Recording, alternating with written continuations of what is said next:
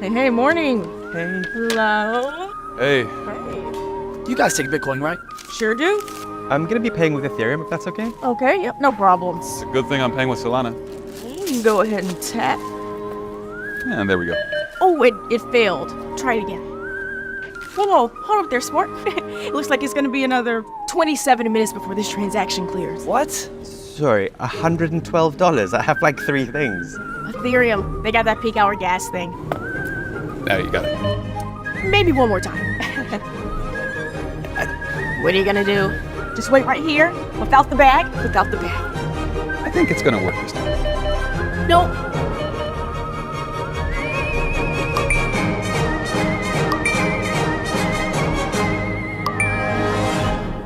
Should have shot with Algorand. How do I get in that line?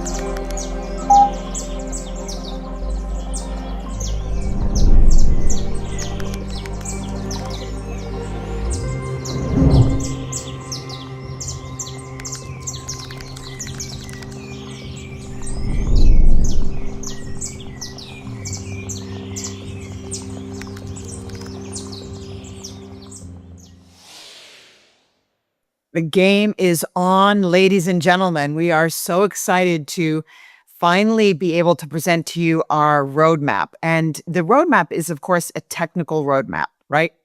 We have a broader strategic plan, which is all about driving volume to the chain, getting users on the chain, getting increasing value on the chain, driving developers into our ecosystem, getting our startup funnel well-oiled, and getting our company's funding, and just everything that we need to do more broadly to be a top 25 or top 5 chain. As I'm always saying, there's no reason why we can't be a top 5 chain.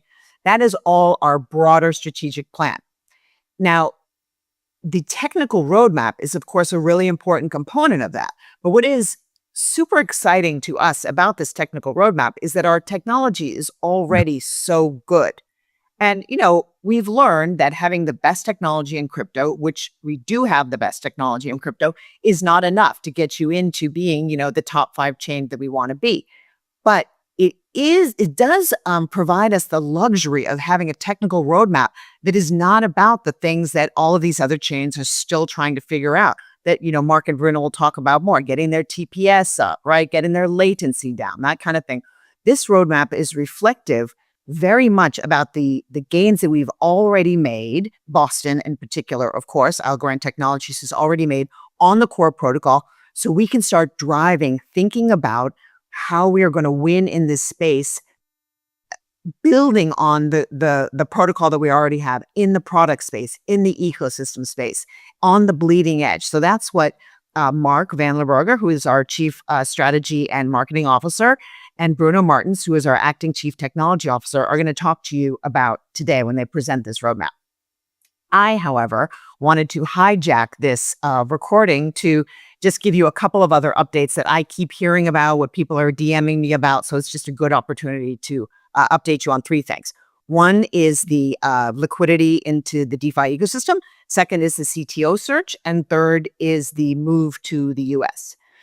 So in terms of providing liquidity into the DeFi ecosystem, we, of course, have stopped with DeFi, targeted DeFi rewards. And, that program I think it was important, but it was not a resounding success, right? It was too temporary. The flows weren't sticky.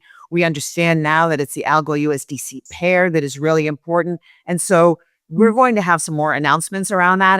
But we are really thinking hard with our DeFi protocols about how to make that a better program. So that we know basically is the point there. And then on the CTO search, we've all survived under Bruno's leadership with John gone. He has gone off to a privacy protocol, which is really no surprise to any of us.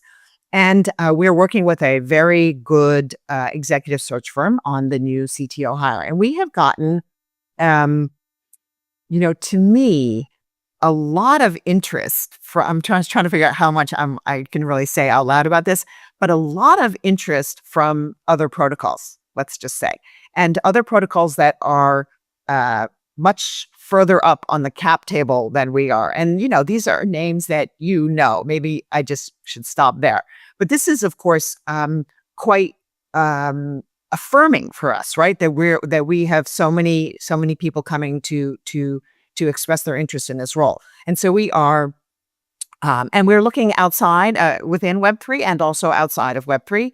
And we have, I would just say we're making very good progress. We're talking to some very interesting people. And as an aside, we're learning a bit about other ecosystems too in Web3, which is interesting, and some of the troubles and problems that they're facing as well. And I don't want to jinx it, but I'm hoping that we have an announcement by Labor Day about a new candidate. So that's the aim there. But again, Bruno has really stepped up. Bruno Martins has really stepped up as our acting CTO. And the team that John built was just so good across the board. Everybody knows our engineering team is second to none. So we're fine. All we're missing is a little, beer can opening on podcasts. But otherwise, we're all fine.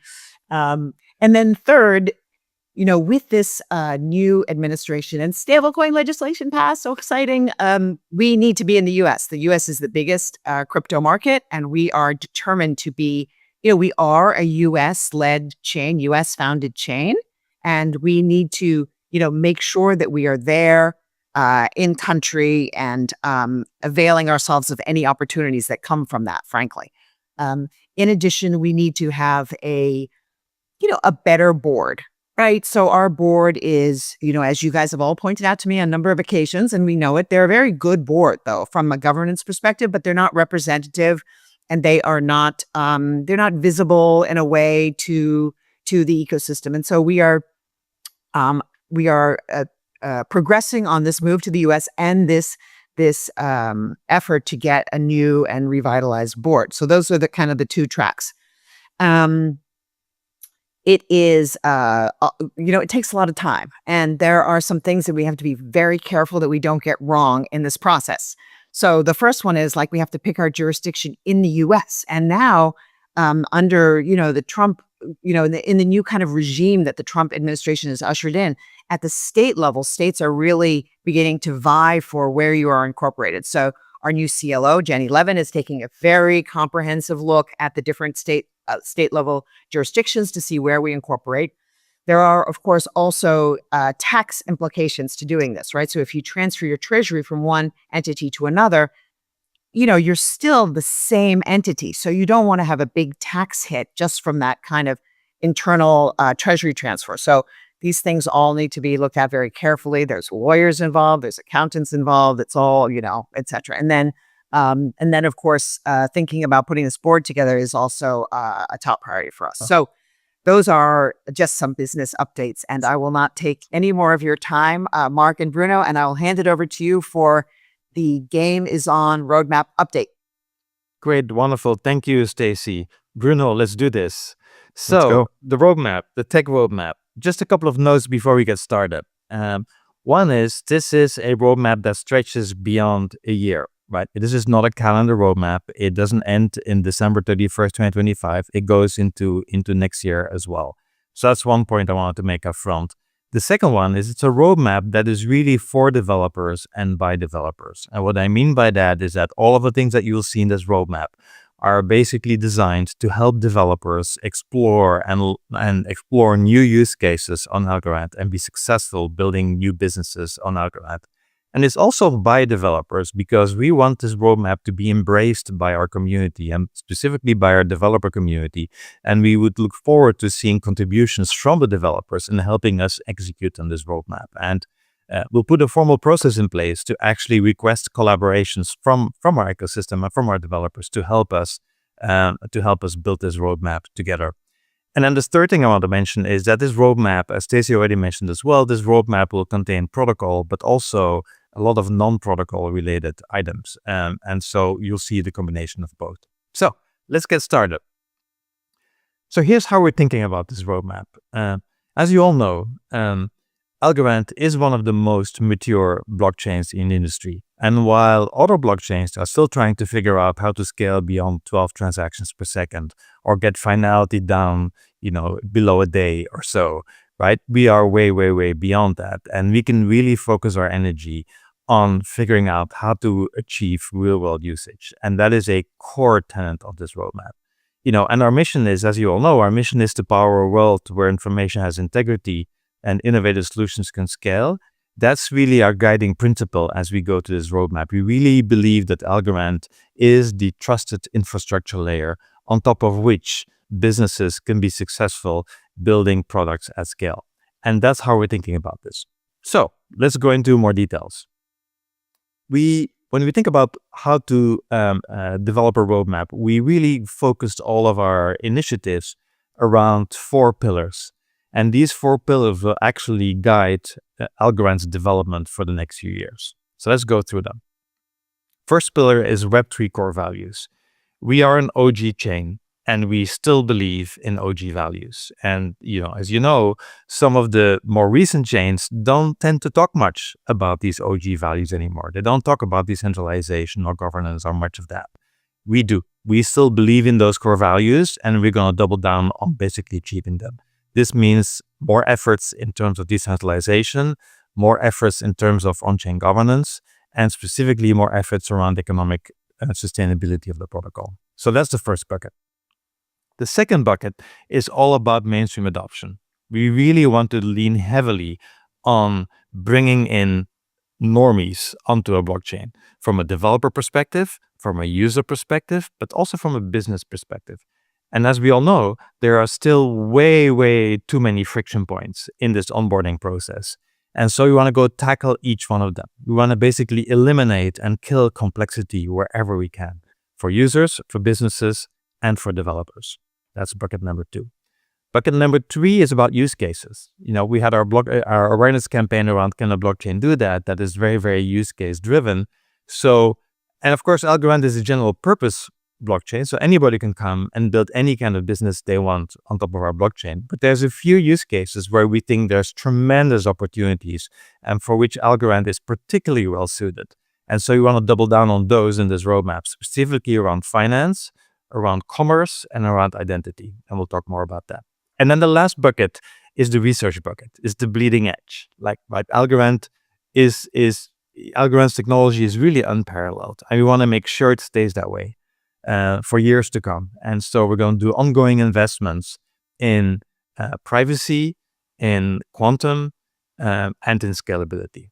So those are the 4 buckets: Web3 core values, mainstream adoption, core use cases, and then research. Let's go one by one. As CZ would say. Let's go one by one. So first, Web3 core values. So the first project we're announcing today is a project that we call Project King Safety. And king safety is a term that's very well known in chess. Of course, you have to keep your kings secure and safe. King, in our case, of course, is the protocol. We want to make sure the protocol is safe for the long term and that we have economic sustainability of the protocol. And we all know that there are some challenges here. Our fees are extremely low and they don't really cover the cost for stakers. So as a result of that, we supplemented those fees with a staking reward bonus paid out of foundation treasury. But as we all know, we can't keep paying those bonuses because we will hit the cap of 10 billion. And so we need to figure out a way to actually get the protocol on a economic sustainability level. And that is what Project King Safety is all about. So we're going to take a very measured approach to this. And we want to work together with our community and our ecosystem to deliver on this economic sustainability. And so what we're going to do is we're going to look at all the possibilities. We're having deep conversations with Algorand Technologies on this. We're looking at the impact of any decision that we all together make on the protocol, because some things are easy to do, some things are more difficult to do, some things require a lot of protocol changes, some things don't.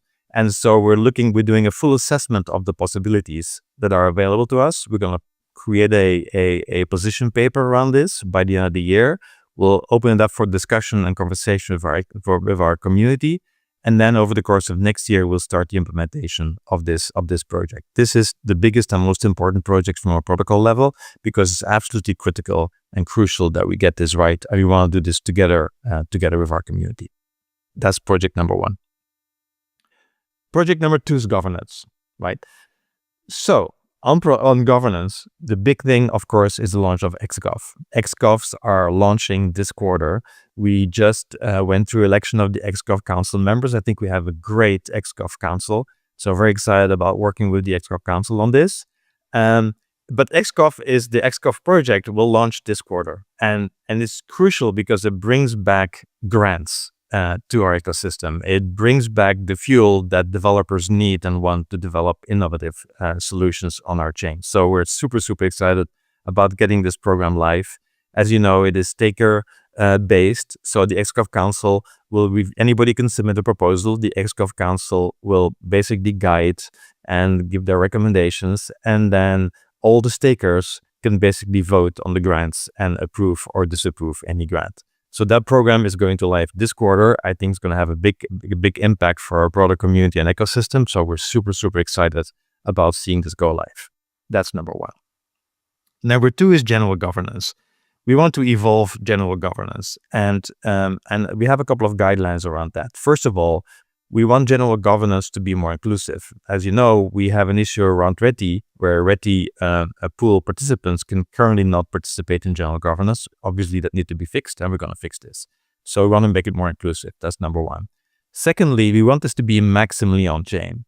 Currently, with general governance, there's still quite a bit of behind-the-scenes work that people at the foundation have to do to make sure everything is working fine, that everything is operating properly, that everything is checked. So we want to move as much of that manual work out of it and on-chain as much as we possibly can. So we want this to be maximally on-chain. That's the second guiding factor.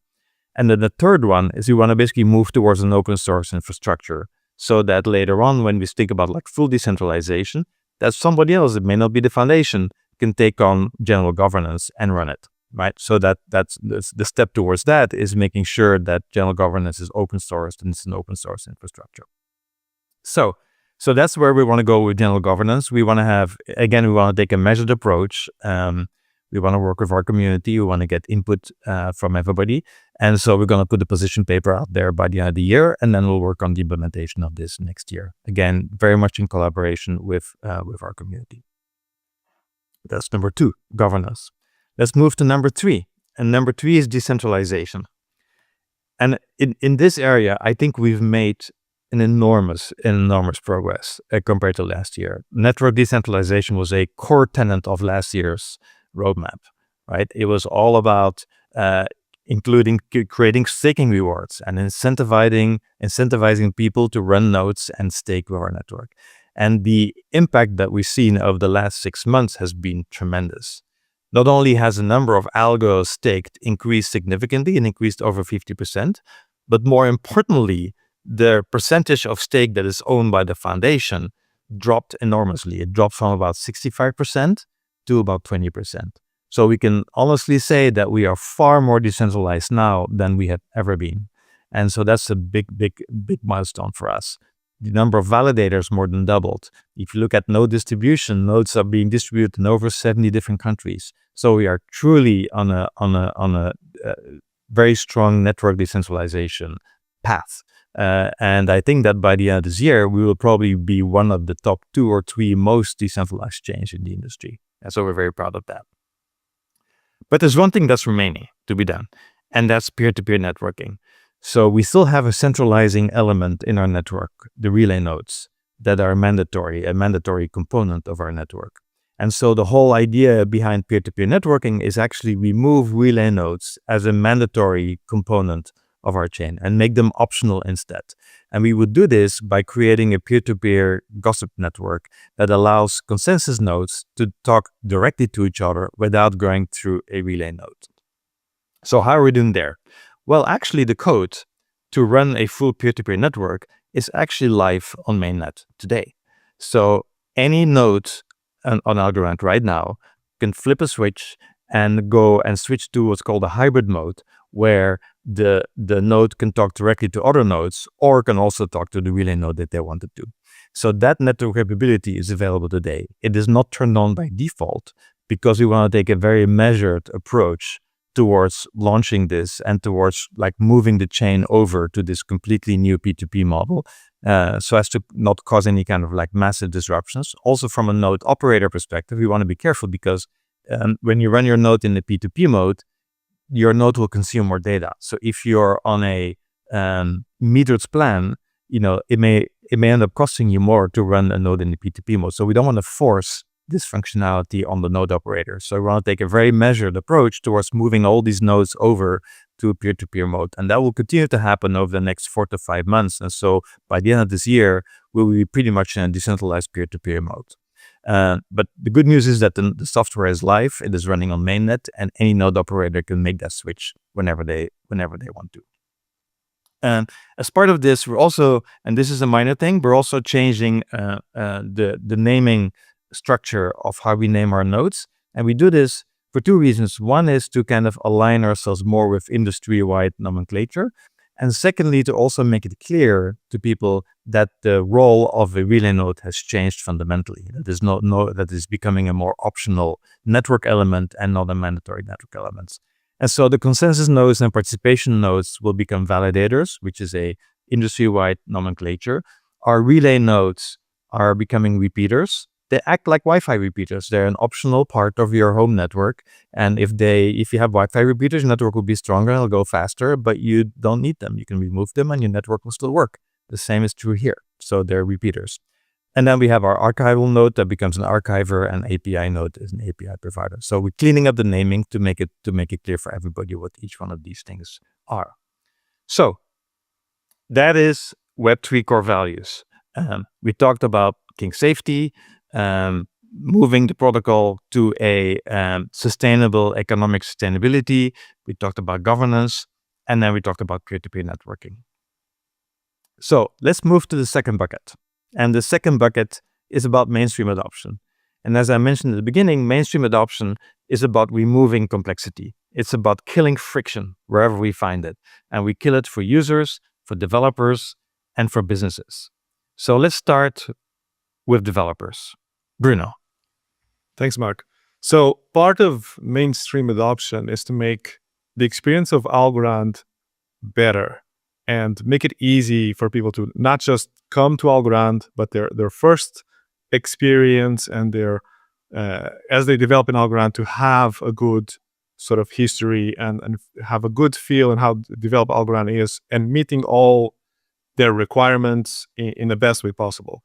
So AlgoKit has been a tremendous product in the ecosystem and framework, because as you know, so before Algorand's development experience was very fragmented. We had many different iterations and how it's like to use Algorand, different frameworks, and now it's consolidated around AlgoKit. And we brought the Python experience, more recently TypeScript, and we want to expand on that because we want to make more attractive and the experience better.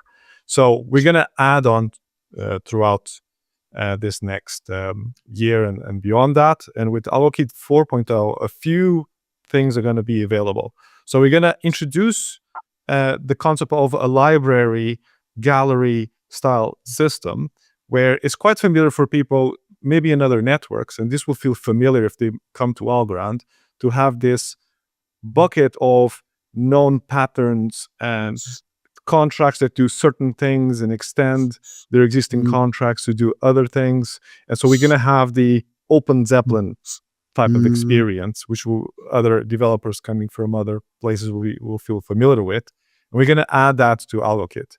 We also tried to make the experience, there certain features a little bit better, for example, around storage. So we're going to introduce a key value like system to make storage and abstract a lot of the complexity in things like boxes. And we're going to make AlgoKit give to developers a very easy, manageable interface to interact with our storage capability. And the other element, it's, as you all know, AI is sort of taking over in the developer aid. And so we want to make the AlgoKit experience more AI friendly. So we're gonna make all the content, all the examples, even bits of the code a little bit easier to be fed into some of these models so that AI can sort of give better answers. And we want to enable this in AlgoKit. The other thing we also want to do, and this is a big one, is to make AlgoKit beyond Python and TypeScript, which will already have support, to start expanding that capability to other environments and languages. Because as we know in Algorand, we don't just develop on TypeScript and Python. There's other environments that we work on. For example, the mobile space, we have still a little bit of fragmented experience. So we're going to use AlgoKit, all the great stuff we develop in AlgoKit. You're going to make it that it's possible to export all the good components of AlgoKit and exporting things like Kotlin for Android or support Swift and React Native. So we're going to have this capability in AlgoKit to cater for more developers and have a better experience. Okay. And that's first half of next year, right, Bruno? Yes, mostly next year. So thanks, Mark. So the other user in our ecosystem is the app builders, the businesses, the startups. So that user also needs, we're also going to focus on that user and give them a better experience.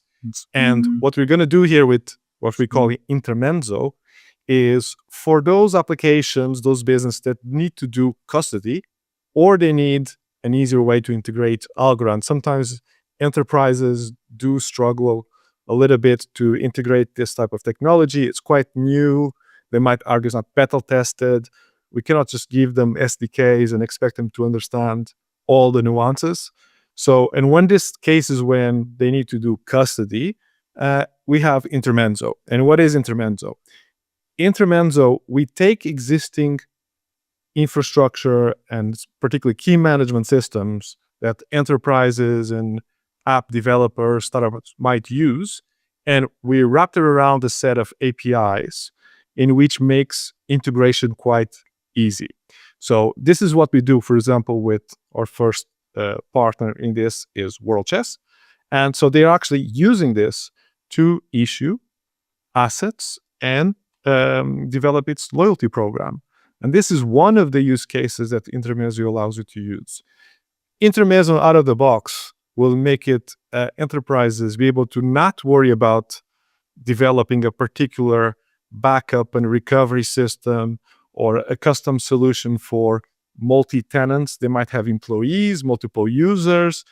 Out of the box, we're going to have this support by using a known traditional key management system like HashiCorp Vault that gives this for free. And natively, it supports all the cryptography, all the little technical bits that we might need in Algorand. So with this, we wrap it around in a good set of APIs, and integrating Algorand for that type of user is going to be much, much easier. And maybe to add two things to this. One is, why do we call this Intermezzo? We call it Intermezzo because it's a product that sits between Web 2 and Web 3. It's kind of a Web 2.5 product that allows companies to easily custody assets on behalf of their users. So it allows these companies to create a Web 2.5 if you want experience. And so we're very excited about the partnership with World Chess in this, because World Chess is launching this week a new loyalty program that will be completely on-chain. So all of the 1 million plus World Chess players will get Algorand accounts, will be able to earn loyalty points by playing games, by winning games, by maintaining a streak. And all of this will be recorded on-chain. And from a chess player's perspective, it'll work like a regular loyalty program, but the entire backend is completely managed and operated on Algorand using Intermezzo. We got to use the Italian names, of course. We're an Italian name first layer one blockchain. Yes. Talking about that, user experience. Another Italian name. So we're naming this solution called Rocka. And what is Rocka? So Rocka targets the other type of user in our mainstream adoption roadmap, which is the actual end user. It's the one who uses the application and the wallets. And here we're trying to make the experience on ramping a user into an ecosystem, a Web3 ecosystem, as frictionless as possible. And as you know, in Web3, on ramping is quite difficult. Sometimes involves having some manual steps, payments, credit cards, or transferring assets, swapping assets. It can get quite a cumbersome experience, and it's understandably so. There are some technical elements that it's not easy to get around it, but Algorand in particular has some properties that allow us to make this a little bit easier. And so we're going to develop Rocka. It's going to be a white label solution for anybody to build from. And what is Rocka? Rocka is a new wallet. And this is good for two reasons. One of them, we need more wallets. It's going to be open source. It's going to be easily to fork because we're going to build this in React Native. We don't need two teams to maintain it. And the other reason is because it's going to make the on-ramping aspect of it seamless, where the user does not have to be educated on what the blockchain is or what particularly Algorand is. We want to mention it some time. Maybe we say powered by Algorand, but the user doesn't have to understand the technology bits in order to use an application built on Rocka. Rocka is an application in which interacts with another application, could be a web platform or DeFi platform or World Chess, for example.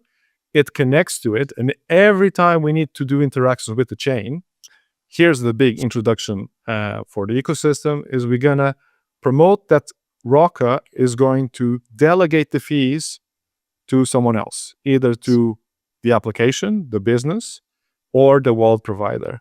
And the idea here is that the user itself does not have to pay the fees. We're going to put the fees in a category where there are business expenses. Therefore, the app or the wallet provider needs to pay for them, and they should upsell the user in other ways to cover those fees. We're going to do this in groups, and we're going to construct the groups on the wallet, give to the apps or the wallet provider, and they're going to pool those fees for the user, and the user is going to have a seamless experience. They're going to feel like using a regular app. It's very simple, and the user is not going to pay the fees. The applications or the business will. We also going to introduce trying to introduce in the ecosystem a better experience. For example, authentication.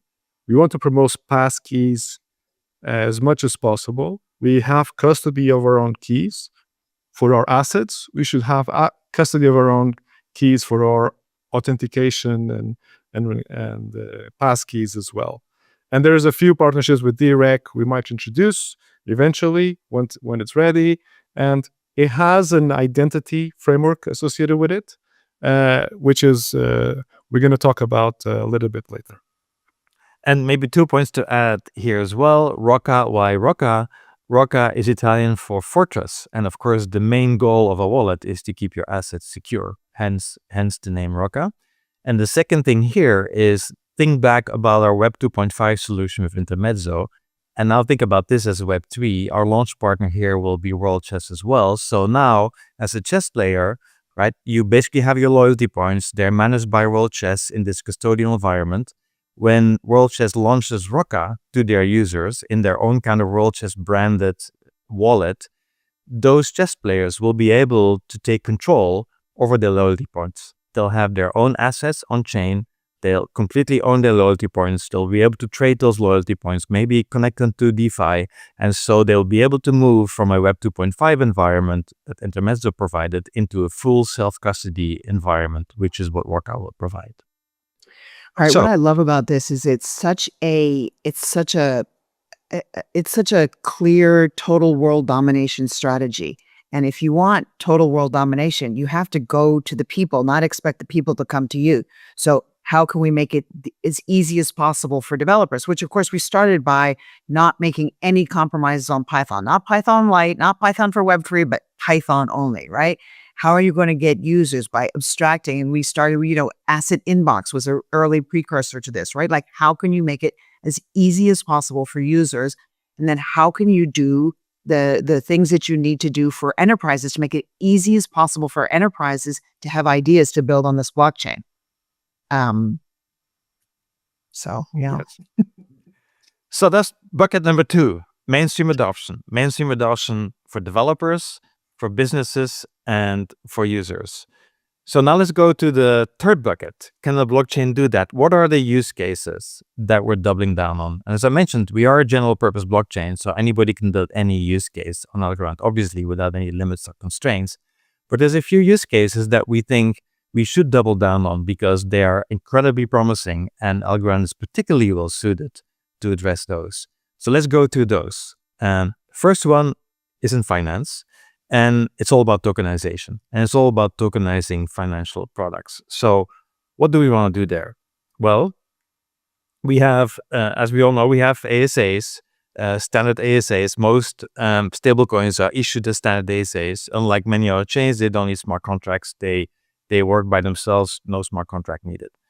But then we also launched smart ASAs, and smart ASAs are ASAs with a smart contract associated with them. So we will use that construct to model tokenized financial products on-chain, and specifically contract-based assets such as debts and equities and derivatives that have fixed characteristics that can be modeled on-chain. And so we think there's a really big opportunity there. Algorand has always been, a real-world asset tokenization leader. We had like the first equities tokenized on Algorand. We have money market funds tokenized treasuries, etc. So you have a lot of tokenization experience. And we want to take this to the next level to allow companies to tokenize financial products on chain and have those tokenized versions be extremely well defined in terms of its capabilities. So if you tokenize a debt product, the tokenized product needs to have an interest rate and a maturity, and it has certain cash flows that are planned. And all of these characteristics of that tokenized product should be incorporated into how that product works on chain. So that's what we're going to focus on. And we're going to start with debt ASAs. And so there's basically 3 things that we do. One is we will define what that tokenized version of a debt ASA looks like. And we're not going to come up with the standards ourselves. There are standards that are emerging in the industry, specifically around actors, that define how these products should live on chain. And so we're going to adopt those standards and then implement them in a smart contract. We're going to provide a reference implementation and build an MVP so that our BD team can take it to institutions and help them incorporate this technology into their product offering. So we're going to start with debt ASAs. We have an MVP ready by end of this year, and then we'll move to equities in the first half of next year. One more thing to mention on this is that besides tokenization, stablecoins are obviously going to be a critical component of this, because stablecoins is what makes all of this work. And so, and this is more of a BD effort, but we have a very kind of forward-leaning strategy around stablecoin infrastructure. There's a whole new ecosystem emerging around stablecoins. It's not just the issuers of stablecoins. It's the on-ramps, it's the off-ramps, it's the infrastructure providers, it's the stablecoin enablers. There's a whole category and a whole category of companies that are emerging in this ecosystem of stablecoins. And so from a BD perspective, the team is very, very heavily focused on bringing those partners on chain and specifically doing the integration of Algorand. And of course, the engineering team will work on many of these integrations to make it as easy as possible for these stablecoin companies to be available on Algorand. And that combined with the tokenization of financial products, I think will be a tremendous, tremendous added value, not just for the chain in general, but also and more specifically for our DeFi ecosystem, because increasingly many of these tokenized financial products, there are TradFi products, can be used potentially as collateral in the DeFi environment. And so we think there's a lot of interconnections here between TradFi and DeFi that we're going to pursue with this. So that's number 1, tokenized financial products. Number 2, on commerce. So we're going to double down on agentic commerce. And this is, of course, an emerging field. With LLMs pretty much taking over the world, the next step, everybody agrees, is that these LLMs will turn into full-blown agents. Not just, foundational models that can talk to each other, but foundational models that can actually take action and get stuff done for you. That's what the idea is behind the agent infrastructure. And so we are expecting to see millions, potentially even billions of agents that are acting on our behalf and taking actions. And these agents obviously will have to talk to each other and exchange value with each other. Now the question becomes, if these agents exchange value, how are they paying each other? Like, do we think that these agents will have bank accounts? If an agent is built in Rome and is talking to an agent in New York, are these going to do like a national bank transfer of like 50 cents? Probably not, right? Are they going to use credit cards? Probably not, because these transactions will need to be super, super fast. They need to be real time. They need to be cheap, and they need to have instant settlement. And so we think blockchain infrastructure is the best way to enable this agentic commerce world. And Algorand specifically, given its low fees and given its instant finality infrastructure and scalability, is particularly well suited to become the payment layer in this new agentic commerce world. And so we're very excited about this opportunity. And so the way we're thinking about this is there's a number of emerging protocols. There's the MCP protocol, which is the protocol that allows an agent to take an external action. The MCP protocol will basically help an agent understand how it takes an action with a certain external service, in this case, Algorand. There's the A2A protocol, which is Google's protocol for having two agents interact with each other. And then there's the X402 protocol, which is Coinbase-based, that allows an agent that creates like an internet-based kind of payment infrastructure. So these are the kind of leading emerging protocols. And so we want to make sure that all of these protocols are properly integrated with Algorand. And secondly, what we want to do is basically create this, what we call agentic security and identity framework on chain. What is that? Basically, when two agents interact with each other, how do you know when an agent takes an action on chain? How do you know if that agent can be trusted? You don't. And so what we're going to do is create an identity framework to allow trust to emerge, to allow trust to be associated with agents. So every agent will have an ID, and that ID is associated with a trust model. ID will automatically be linked to a person, right, who has accountability over the agent. So we will build that trust model on chain. The second is the security part. When agents start interacting on chain and you give that agent private keys, what if that agent goes off the rails? What if it gets like malicious prompts and start doing things it was not designed to do? How do we provide constrained autonomy to the agent so the agent can do stuff on chain, but within certain constraints? That's kind of the security aspect of this. And so we're thinking deeply about building this agent security and identity framework to allow agents to operate with trust and in a safe environment. So that's the overall strategy.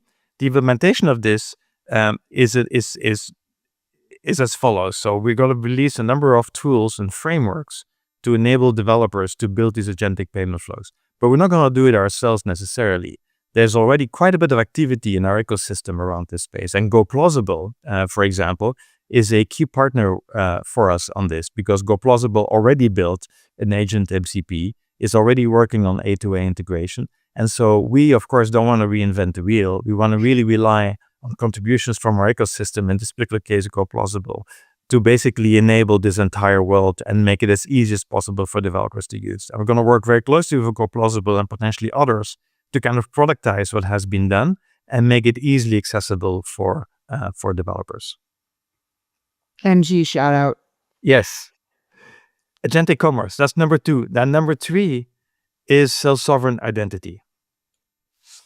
Cool. So on self-sovereign identity, self-sovereign identity is part of an emerging set of technologies that it is really part of the global Web3, in which we now have the user in control of its data, its authentication, and more importantly, their identity.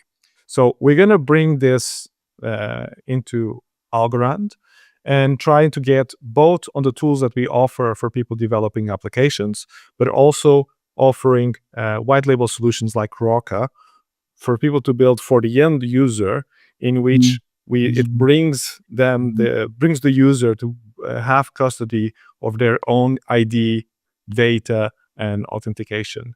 And so we're gonna have a white label solution, in which, in this case, is also the base for what's going to be the universal chess platform. But if it works for chess, it works for other things. It works for everything else.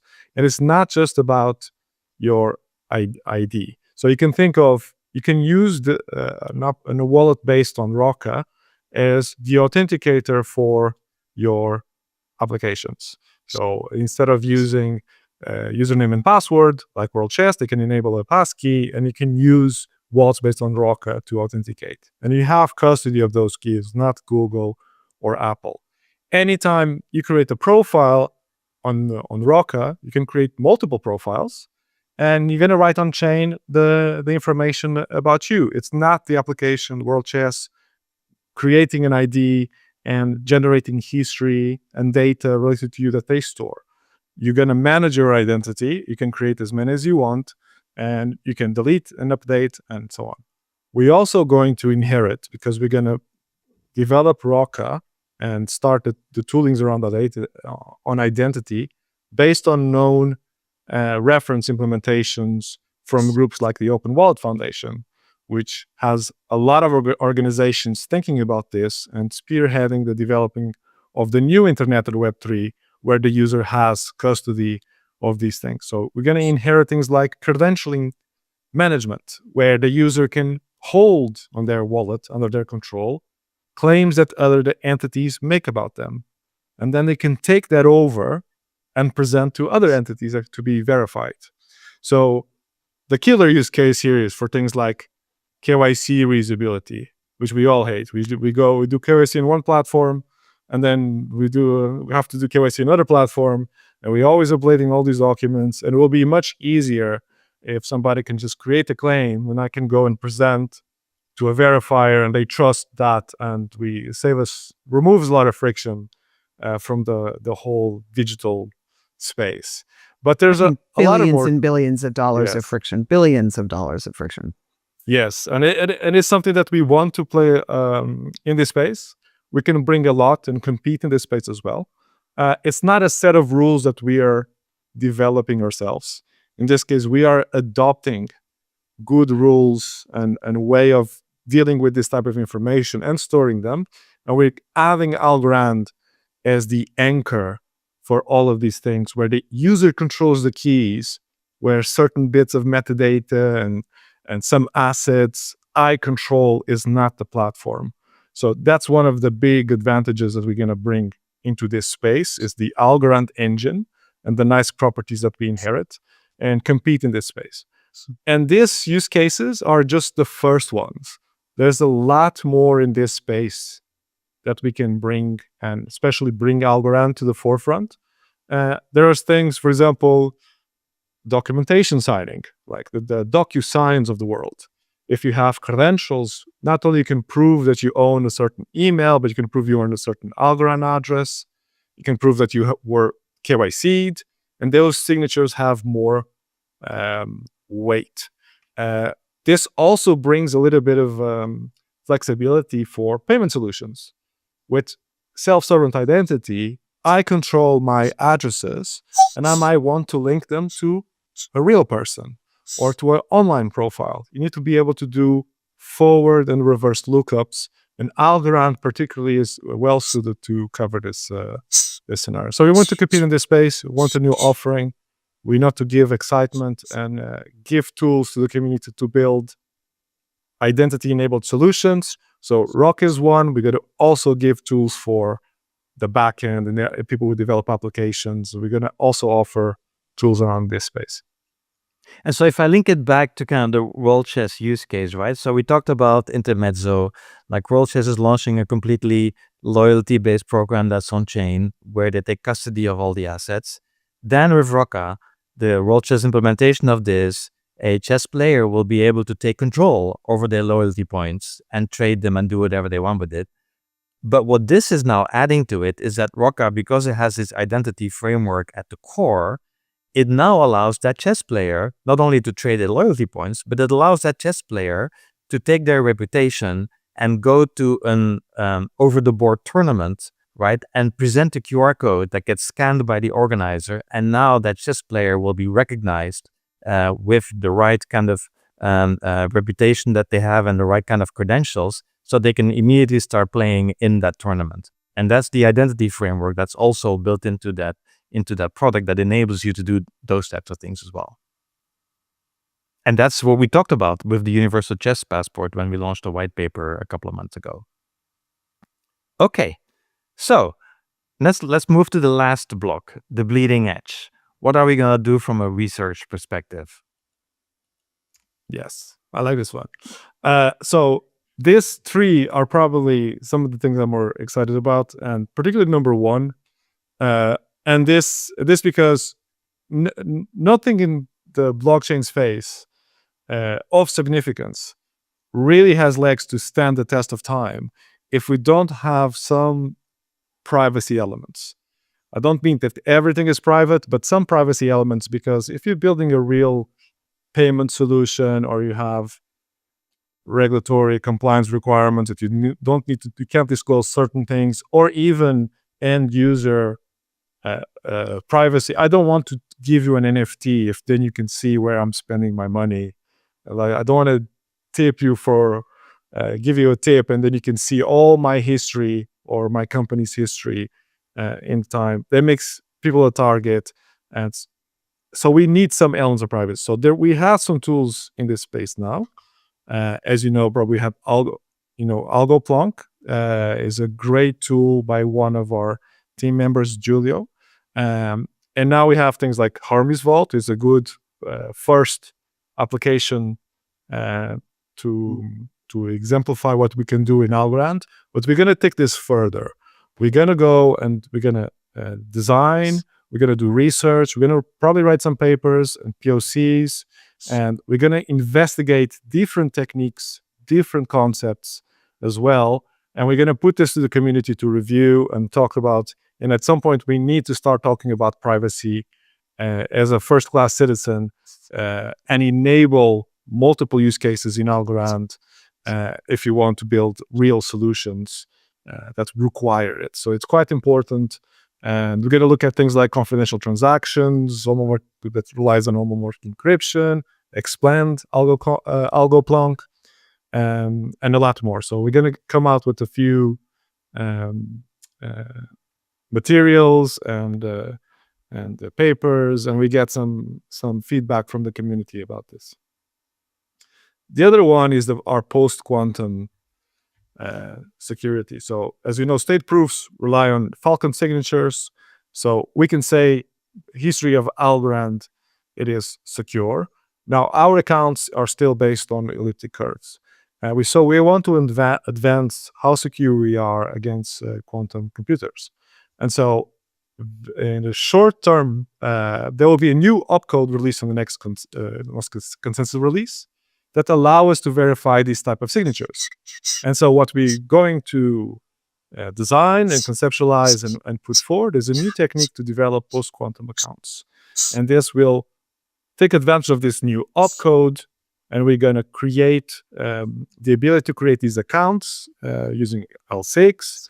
And once you sign with Falcon, we're going to be able to, in some case, develop a post-quantum resistant Algorand account. So we're going to also give tools for developers, especially wallet developers, to have this ability. We're going to create bindings in multiple languages that teach you how to create keys and do signatures of this type, which are called Falcon. And we're going to give this to developers and give examples right about, so that we can start having the conversation of enabling this in wallets and applications to have post-quantum secure accounts. The other one is scaling. So we want to take all the cool features that Algorand brings, all the new things coming up, like resource list, and we want to expand upon it. We want to be able to develop applications and use cases that might need a lot of interactions. For example, we talk about AIs. Some interaction between AIs might need hundreds of thousands the transactions a second conceptualized. We want to start doing research, what we do in those scenarios. And that might involve things like combinations of on-chain and off-chain solutions, things like state channels, which are known techniques, and things like Lightning and other ecosystems that combining the power of layer one, and we have a lot of advantage there because of finality. We can take more juice out of a layer 1 and combine with other techniques and enable things like payment transactions as fast as two entities can interact with each other. So this is another area of research that we're going to output some materials and start a conversation about it. Great. Well, that's it. That is our roadmap. And maybe just in summarizing, I think we are in a unique position as a blockchain. We are one of the most mature blockchains out there. We have solved problems long time ago that other blockchains are still struggling with today. And so with this roadmap, we are going fully on the offensive. We are going the offensive. We want basically blockchains to be used by everyone. We want real world scale. And we are specifically going after that and removing all the friction points that we can find that basically has prevented people, prevented developers, prevented businesses from adapting blockchains. We're doubling down on the use cases that we think are the most promising. And we want to do it together with our community. We want to do it together with our ecosystem, together with our developers. And again, as I said in the beginning, we want to solicit contributions from our developers, and we'll put the process in place to actually manage this so we can actually go after the grand prize of this together. This is a very action-oriented roadmap, right? Deliverables on this roadmap are starting this quarter with, XCOF launch, the P2P network, and the launch of Intermezzo. It continues next quarter with big progress on the King Safety position paper and the general governance position paper. We'll launch Universal Chess Passport by the end of the year. We'll have that ASA MVPs done. We have the X402 integration done by the end of the year. And then we go into next year. This is not a 5-year roadmap. It's an 18-month roadmap at the max. And it's very, very, very action-oriented. So we couldn't be more excited about this roadmap. I just want to, go ahead. Sorry. No, go ahead. I just wanted to end by thanking you guys. And, Mark and Bruno, you and your teams have put so much work into this. I also want to thank ecosystem folks like Benedetto and Patrick and John, who gave us comments on earlier versions of this. We really wanted to, nail this down and get it right. A lot of work going into, framing this properly. You guys did a fantastic job getting this approved by the board. They were so excited about it. And the game is on, right? But the game is on. And games are not played alone, right, Mark? I mean, the game is going to be played by everybody in this ecosystem together. Exactly. And so I can't wait to actually go on an interactive session with everyone. So we'll do an X Space next Monday. And then we'll have an opportunity to talk about anything that the community wants to talk about. So I can't wait to actually do this. But hold on. There's one more thing. Obviously, there always has to be one more thing. There is one more thing. And that we haven't talked about yet. And it has nothing to do with the tech roadmap, but we wanted to give everybody kind of a sneak peek at what we have planned for September. And so in September, we're going to launch a new retail-oriented marketing campaign. And we call this campaign Algorand. And what we're going to do is we're going to basically put all of our key protocols front and center, all of our key apps front and center in this campaign. We're going to celebrate everything that our ecosystem has done in the past and use this as a way to attract new users to the Algorand blockchain. And we're going to do it with prizes, with competitions. We'll have 13 weeks of challenges with over 40 or 50 different quests that people can accomplish and win prizes at the end and during this campaign. So we're super excited about actually launching this campaign. It is coming in a month from now. It's coming beginning of September. So we can't wait to actually launch this campaign with everyone. And I just want to say, I've been asking for the graphics on this for weeks, and Mark wouldn't show them to me. So you see them before I did. So, well, thanks everyone for joining and for listening. And we can't wait to continue the conversation with you all. Yeah. Thank you so much, everybody. Cool. See ya.